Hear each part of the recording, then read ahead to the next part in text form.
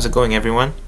I've worn these, the Nike Lebron Soldier 12s, 5 times over the course of 5 weeks. And I've been putting it off for a while, but I think I finally got enough wears in to make this final review video.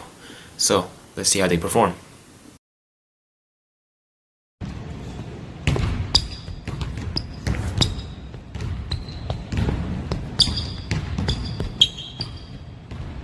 So, starting with the traction. During my first wear, I found that I had to wipe almost every play, but I just figured, I've heard good things about these, so I just figured maybe it was just a court condition, or maybe it was just the clearer sole that was me doing that. So, I decided to give it a go the week after, and during my third wear, I don't know whether it was because the traction, broke in, or maybe the court condition was better, but I didn't wipe as much. I think maybe like 2-3 times a quarter. So from every play to 2-3 times a quarter is a significant decrease, which I think is pretty good. And during my fourth and fifth wear, I really don't remember like wiping as much. Like I wiped just out of habit, but I don't think it was because there was less traction or there was too much dust caught in it. But as you can see, there is plenty of dust caught in these. I do wear these only outside. Indoors. So, but the court conditions aren't really that great. So keep that in mind. And also another thing to keep in mind is that I think most of the earlier models, the earlier colorways they came out that I saw reviews on had a solid outsole, like a solid outsole instead of a clear outsole. I think that might have something to do with how the traction performed, but if you are planning on getting a solid outsole, then I think it would perform almost right out the get-go. But if you're getting a clear sole, you might need to give it a couple wears to break in.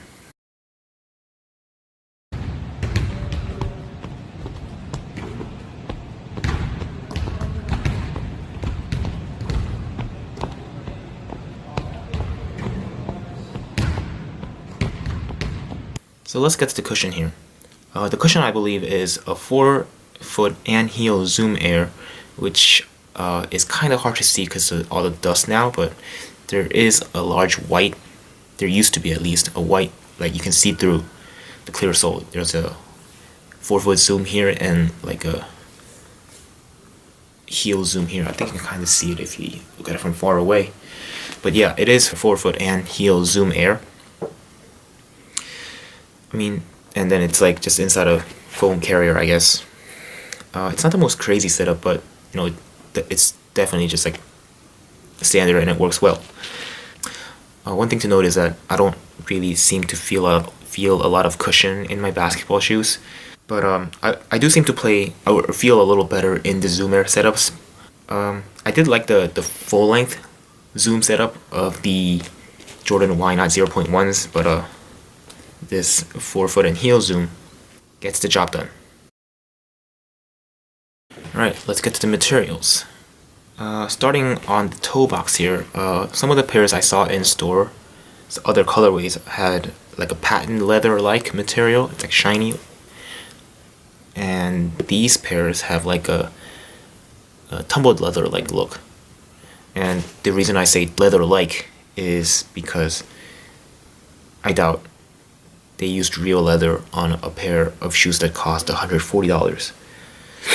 But regardless, they both feel and look pretty good. Moving on to the body of upper here. They look and kind of feel like the battle knit of the LeBron 15s. I don't own the LeBron 15s, so I really can't make a good comparison, but they do look very similar.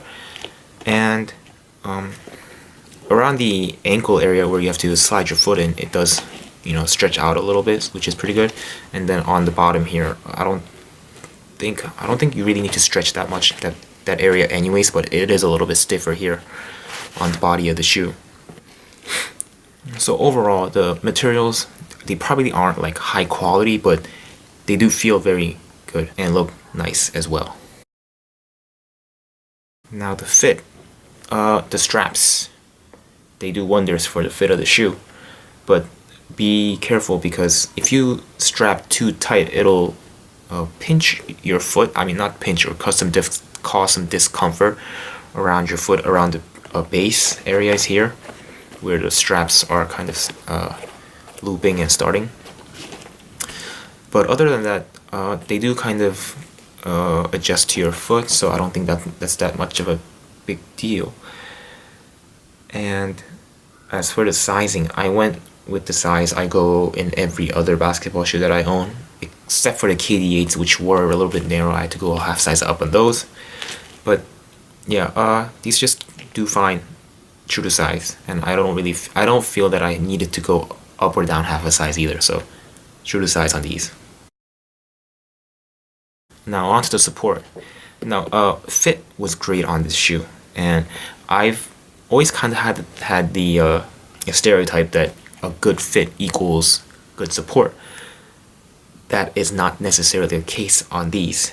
Now, the strap crisscrossing across the top of your foot is very good, and it keeps your foot locked into the shoe. But as you can see here, the strap ends at the heel, and there's nothing around the ankles here. So even though these look like a mid top or maybe even a high top, they feel like a low top because your ankles, there is almost no ankle support, and all you have is this like stretchy knit material. But other than that, I didn't have any problems with heel slippage either.